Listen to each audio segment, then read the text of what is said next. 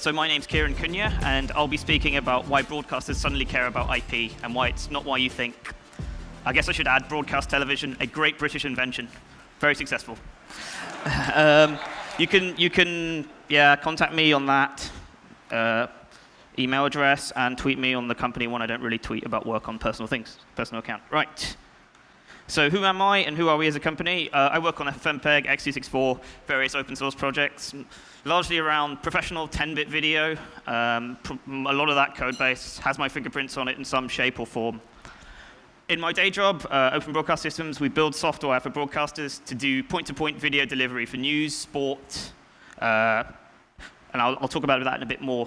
But really, really important thing that always happens in America, we are not to be confused with this. It seems to happen a lot in the US. We're not OBS project. Fine. So what I'm going to talk about, I'm going to be talking about moving the production process, and that's the process long before the home, to IP-based workflows. Personally, I find it really, really interesting to change the stuff that isn't willing to change. Everyone knows delivery is changing. Probably most of you here are involved in this, but some of these production processes I'll talk about haven't changed for decades. And there's lots of stuff available online about this with regards to standards bodies, working groups, industry alliances, roadmaps, procedures. But I'm going to be talking really about the engineering, not the bureaucracy. And it's really, really good that Demuxed is a place where you can do this. Not many conferences like it. Bureaucrats at their conferences, they go and literally have a standing ovation when a new roadmap is published. Like, bureaucrats love being bureaucrats. I won't be doing this. And this field is the crossroads, really, of high-performance video coding, programming, and high-performance network programming. Both of these fields are really, really interesting fields, and it's really cool to be able to work on both of these fields. So let's look at some of these production processes. Traditionally, you have content from a venue. It's getting transported to a central control center of some sort, and being probably to more control centers, and then being sent to the home. I was going to try and draw it all out, but I kind of gave up. It was too difficult. So instead, I just described lots of different processes happening in these black boxes: routing, graphics, subtitling, mixing, recording, monitoring, playout, subtitling, standards conversion, etc. These black boxes, as I'll explain, are not just literal. They're not just figurative. They're actually literal. A lot of the equipment in there is black box based. And this infrastructure is really complex. It's as complex, probably, if not more complex, than the delivery infrastructure. Yet at software-centric conferences, we don't really hear much about this. But this is really interesting. So let's look at what these processes involve at the moment. They're heavily hardware-based, sort of FPGA, DSP-based, fixed-function black box products. The box on the right is kind of classic Ross open gear chassis, where each one of these cards costs as much as like a small car. Very, very low latency processes. And low latency to hardware guys means something completely different to most people. They talk in terms of video lines. So this is of the order of 10 to 100 microseconds. And they work in the uncompressed domain. So this is very high data rate stuff. Many gigabits.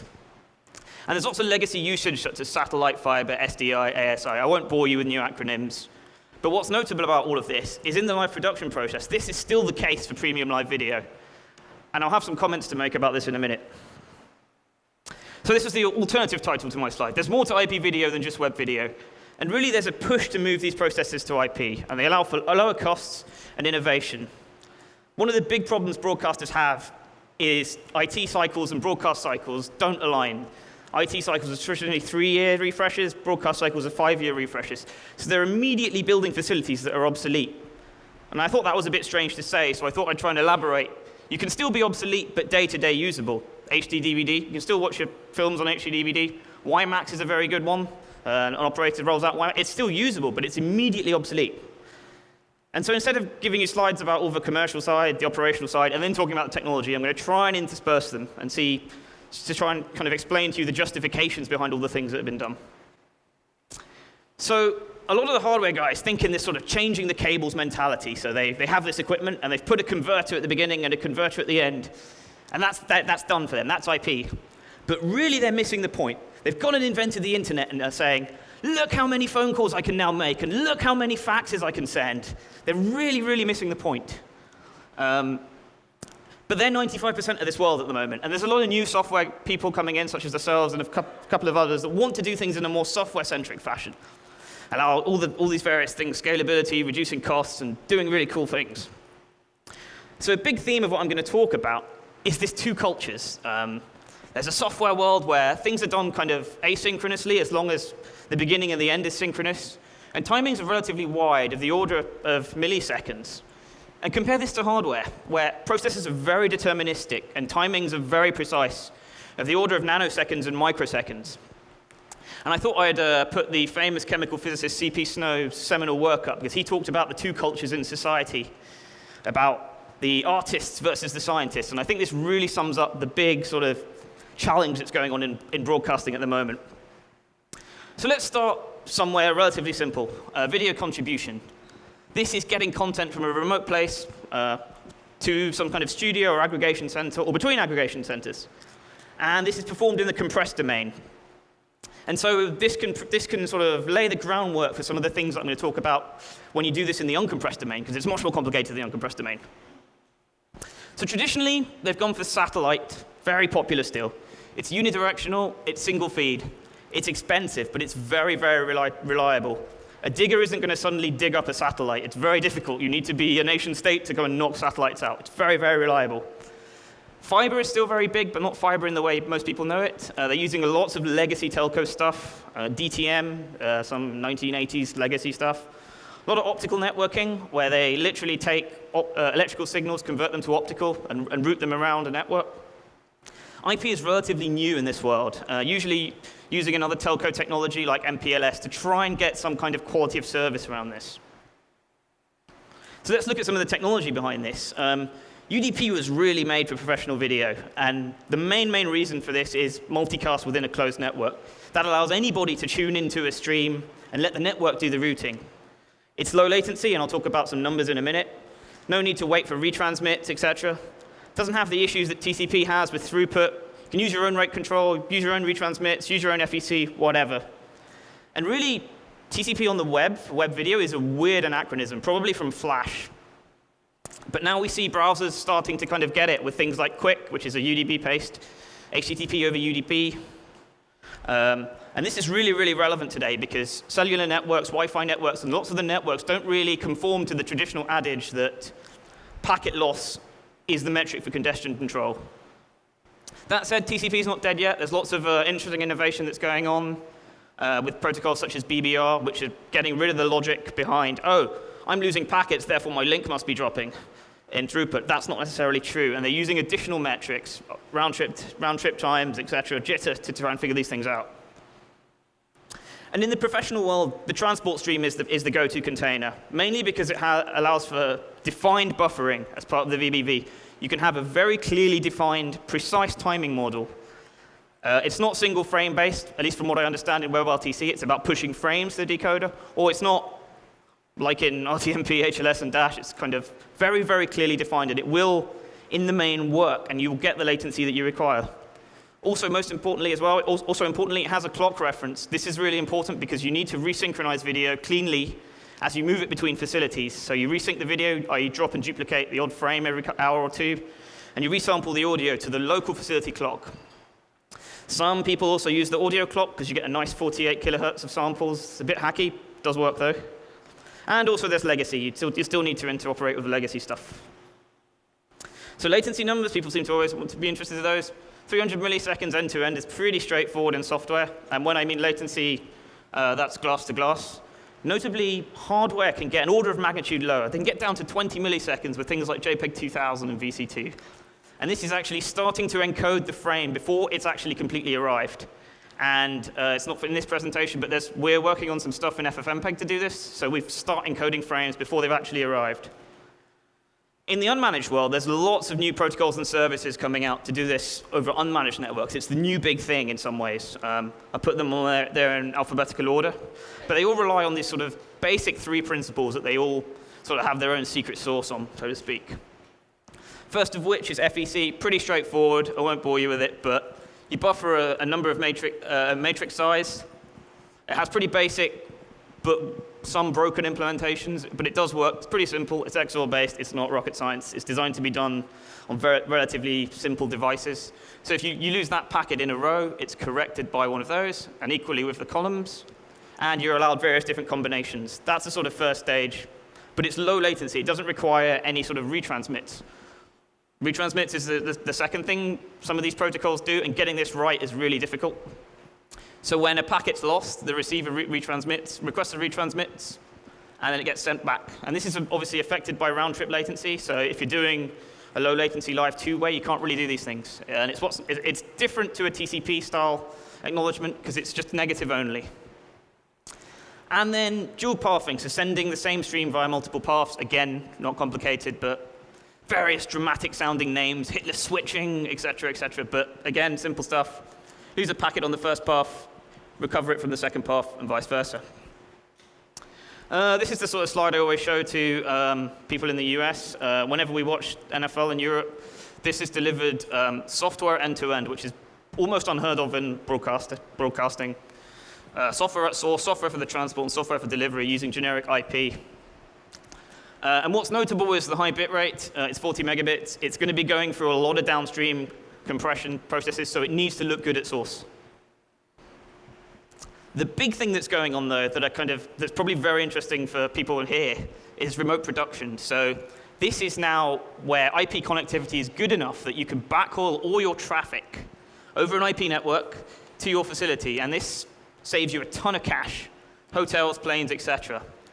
And really, this is going to be the groundwork for sort of personalized, immersive, interactive live events. Because at the moment, when one of these new players takes sports rights feeds, they essentially show me the same thing, speaking personally as a viewer, that I had on my television before, just with a 60-second delay because they're now on the web. And it's only by doing this sort of thing that you can now create the immersive experience, because you now have more than this single world feed, and you can do lots of interesting stuff. So let's look at the actual live production environment. It's still SDI-based. That's a coaxial cable like this. It's unidirectional. Video only goes in one direction. Again, uncompressed of order of the gigabits. As I mentioned, latency. You can do this in terms of video lines. And it's a single video down a single cable.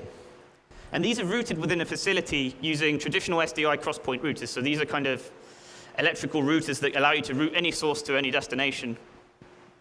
But they top out for various engineering reasons at 1152 squared. And they also, coaxial cable has issues with cable lengths, especially for UHD. So it's the thing that lots of people come to us and say, yeah, you should be moving to 1080p progressive. And I point them to the 100 miles of cabling in the next room and say, all right, get cabling. UHD in particular is a bigger problem. And these routers are getting full. There's lots of content for these new OTT platforms, Facebook Lives, Periscopes, and UHD content, which requires 4 of these. So these routers are completely full, and you can't get anything bigger. So it's quite complex to manage all this video content. So the broadcast industry is now understanding that they need to learn from the economies of scale in the networking world. And that's happened in the last 5 to 10 years when 10 gigabit Ethernet is now ubiquitous. I literally bought a 16-port switch for like $400 last week. It's ubiquitous. And 100 gigabit Ethernet is actually pretty affordable as well now. Sort of sub $10,000 to get a reasonably good switch. This means broadcasters can build facilities that are usable from day one and are upgradable from day one to UHD, and they're much larger than SDI routers. So these are the order sort of 10,000 by 10,000, so it allows scalability. Now, this is broadcast. They do live in their own world, as you'll find out a bit in a minute. They've had some false starts. Initially, they tried to build media-aware network switches. That didn't really work. But now they've kind of figuring this out a bit more. So let's see how to do this in software, because there's not many people doing this in software. Here's what goes down the SDI wire. So this is in a frame. It's NTSC. Obviously, we're in the US, NTSC SD. I captured this myself. You can see the audio packets here on the left in what's formerly the horizontal blanking interval. You've got fields. These are separate. Into these fields is totally a construct of software. In the real world, they're separate, or software and some codecs. You've got the vertical blanking interval there. And this feed didn't have it, but as the former speaker said, line 21, you'd have your analog pulses here. And we think this is the first container format of its kind. There is a structure to all of this. So if any hipsters want their content re-encoded to this, we can do this. And what you have to do is map this SDI data stream directly to IP packets. And what's interesting is it's 10-bit, 10-bit, 10-bit concatenated. You have a whole load of challenges. This is a complete nightmare. The biggest problem that burns all your CPU is the CRC. And the CRC basically has very little to do with IP. It's there to sort of check the quality of the signal with cables, but it has to be there. And it's not software-centric at all. So you can't use the sort of traditional CRC literature. It has 10-bit data, and a 25-bit polynomial, and you burn, I don't know, a quarter of a CPU core just doing this stupid CRC, it's completely pointless. But it has to be there. You have a pixel that can span a packet, so you can have 2 bits in one packet and another 8 bits in another. Really, really awkward. You've got to handle all the edges. It's just a complete annoyance. And it's very, very tedious to build an SDI frame correctly. There's a ton of legacy, and even harder to verify because all the test and measurement equipment assumes you have a coaxial cable. And I don't. I have packets. And loads of other implementation details. So let's look at YUV422, because you have a lot of pixel formats to work with in this space. You have planar 10-bit. This is what FFmpeg X264 kind of uses. 8-bit, if you have outside sources that are 8-bit. Or maybe you want to do some preview quality stuff. You don't care about the 2 LSBs. You have UIVY 10-bit. So that picture is actually in interleaved UIVY, 10-bit samples, but in 16-bit aligned words. You have Apple V210, so some hardware capture boards give you that. And you have contiguous 10-bit, as I mentioned. So 10-bit packets are contiguous. They're along with each other. And this is the final 2 are very, very tricky to work with in software. There's also some debate about whether they're pixel formats or codecs. But anyway. So the only real way to do this, and what we've done is we've handwritten SIMD for every single mapping to every other mapping. It's a very, very painful task. I don't know if you have the equivalent in the US, but it's like doing a 5-dimensional Sudoku puzzle. And obviously, coming from the FFmpeg world, we don't do intrinsics, and it's handwritten. But this gives us massive speed improvements, 5 to 15 times over a naive C implementation. And people are always surprised that's not a percentage sign. That's a time sign. And we do it once and make it fast once and for all, at least until a new CPU comes along. And as some of you are aware, building a generic pixel format library is a difficult problem. Because usually you say, I want to convert from pixel format A to pixel format C, and you go via pixel format B. But then that's a compromise. So you end up writing the code to go from A to C directly. But then you add all the special cases, and then you're back to where we are. So if anyone's ever looked at libswscale with its insane self-modifying code, it's a hard problem. No one's really solved this properly. So we've done it exhaustively. I'm told you're meant to have a meme in your presentation. This is our meme.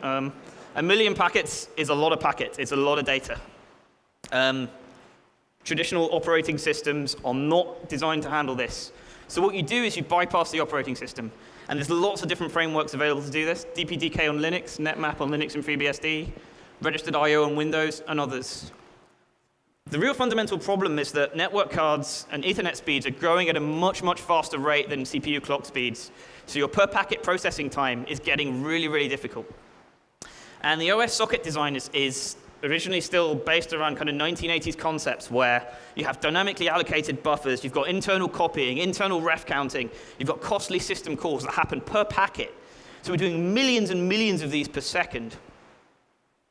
It's also worth saying traditional thinking around user space ref counting, so your sort of AV get buffer ref on an O packet basis, no chance. You just spend all your time burning CPU in atomics. So we use NetMap for this. There's other approaches and other vendor-specific approaches that work very well as well. And what NetMap does is it allocates simpler statically allocated packet buffers and descriptors. So it gives us low-level access to DMA memory on the network card. So we can access all this stuff directly. And notably, we can also reduce the system call overhead by batching packets. So we send about 100 packets in a single system call instead of 1. So we've essentially made the system call overhead, which is, I think the paper says something like 50% of your time, essentially negligible. But this is non-trivial to work with in software, because you don't have a network stack anymore. You have to become the network stack yourself. You have to craft Ethernet headers, IP headers, UDP headers all yourself. If you're doing unicast, you don't have ARP anymore to find out your downstream MAC address. And you have to do all of this in user space. There's no real separation. You've got layer 1 to layer 7, and you're doing it all yourself. There's this concept of, oh, I have a container and I have a codec. It's all single thread, single process, because you can't do ref counting, you can't share buffers between threads. And it's a lot of hassle.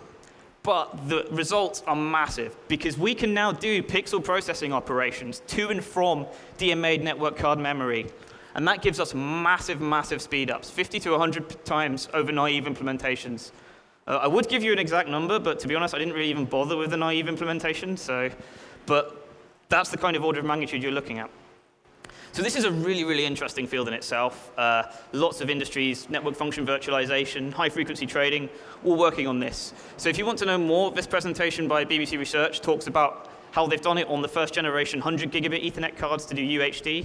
So they've showed 80 gigabits, I think, on a single CPU core, which is remarkable.